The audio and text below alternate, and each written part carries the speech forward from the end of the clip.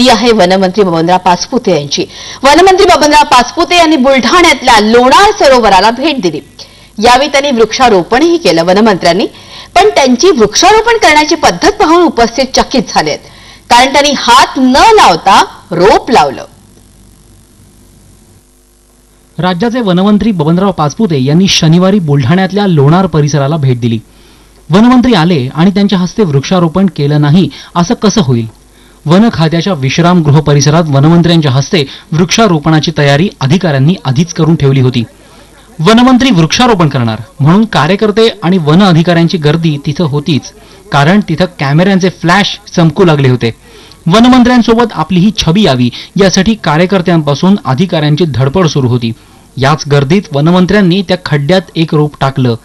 आता ते रोपाच्या बाजूनं माती टाकण्यासाठी खाली बघतील असं वाटलं, पण हे काय?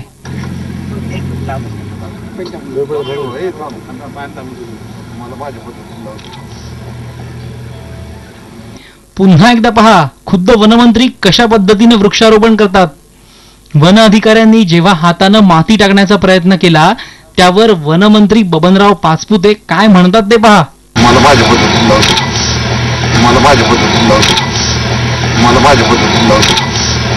पुन्हा एकदा ऐका, वनमंत्री काय म्हणतात ते।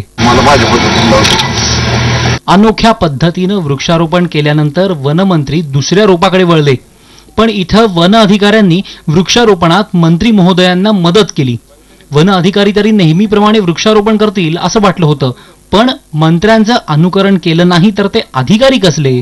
वन अधिकाऱ्यांनी मंत्री महोदयांच्या पावलावर पाऊल टाकलं। वृक्षारोपणाची ही अनोखी पद्धत पाहून सगळेच चकित झाले, पण तोंड उघडणार कोण?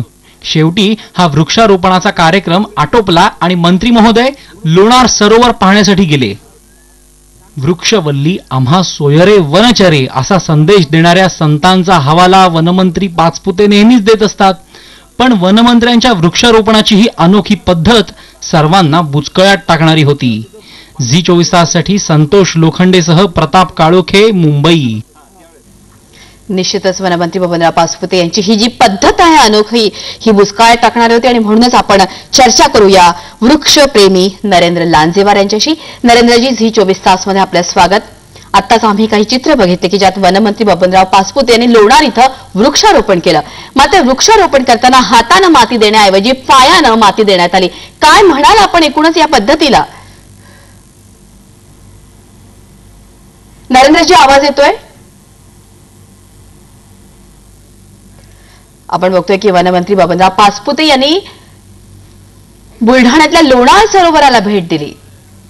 यावेळी त्यांनी वृक्षारोपणही केलं।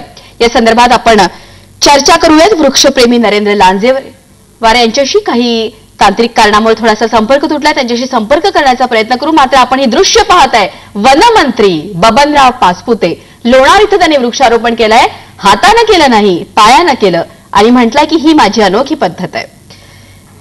वृक्षारोपण करण्याची पद्धत पाहून उपस्थितही चकित झाले, कारण त्यांनी हात न लावता हे रोप लावलं। मात्र काही वेळानंतर आपल्याला लक्षात आलं की शेवटी अधिकाऱ्यांनी देखील री ओढली, कारण शेवटी वनमंत्र्यांनी देखील हीच भूमिका घेतली की पायानं वृक्षारोपण करण्याची। वृक्षवल्ली आम्हा सोयरे वनचरे, संतांची ही शिकवण आणि त्याचबरोबर संतांच्या या शिकवणीचा नेहमीच आपण बघतो स्वतः वनमंत्री तसे पाहिले तर दयाळू आहेत, कनवाळू आहेत, देवाची भक्ती ते बरेचदा करताना दिसतात, परंतु त्यांच्याकडून अशा प्रकारची पद्धत ही मात्र आपल्याला काहीशी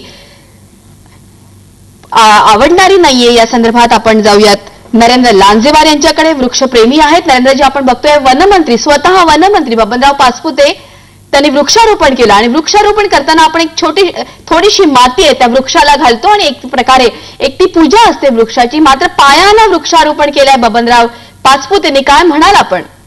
हा सगळा प्रकार पाहिल्यानंतर अतिशय मनाला वाईट वाटतं, कारण विद्यार्थ्यांमध्ये जर संदेश द्यायचा असेल की झाडं ही वृक्ष आहे, देवता आहेत आणि त्यांचं आपण करत असताना नुसतं पायाने माती टाकणे हे अतिशय वाईट गोष्ट आहे।